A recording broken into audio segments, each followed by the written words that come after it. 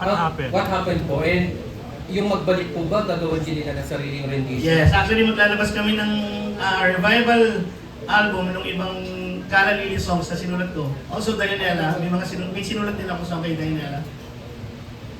Yun. Okay, can you tell Ang EP album. Okay, can you tell something daw po kung bakit? If it's okay with you. Okay, no problem naman. Ang nangyari doon talaga, hindi na nag-jive talaga kasi iba na yung gusto namin. Parehas. Kasi ako yung gusto mag-focus sa music. Ayoko ng ibang may involved, ayoko din ng away, ayoko ng negativity. So sabi ko, gusto ko mag-focus lang talaga sa music.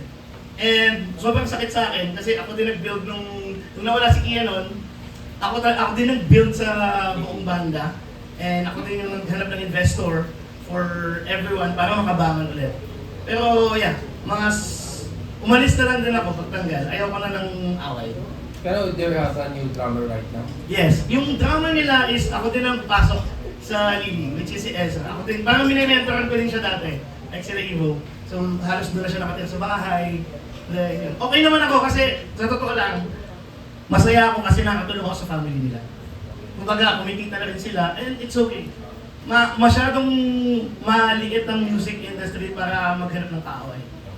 Good exit po. Good exit. It means good exit po kayo. Hindi na kami nag-usap kasi puro kami batuhan ng letter na lang eh. Kasi parang mag-aaway siguro kami pag nag-harap kami personal.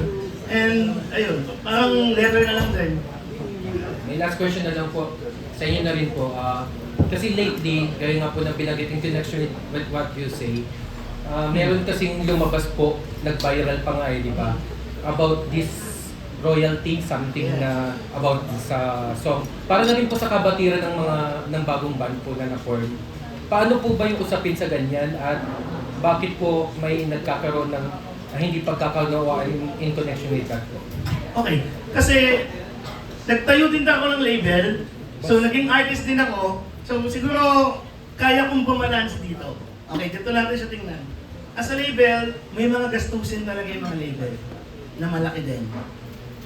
Tama, marami dito, iba dito galing label. And si artist naman, may songwriting din siya. For me, ito yung personal opinion ko dito. Which is, instead of 5%, siguro like 25 or 30% yung ibawas. Kasi dati, nung panahon ng label, naggastos siya ng malaki. Bakit? Gagawa ng CD, tama? And ipiprint yung mga lyrics. So medyo malaki talaga yung gastos ng mga label. Ngayon, ilalagay na lang natin sa Spotify.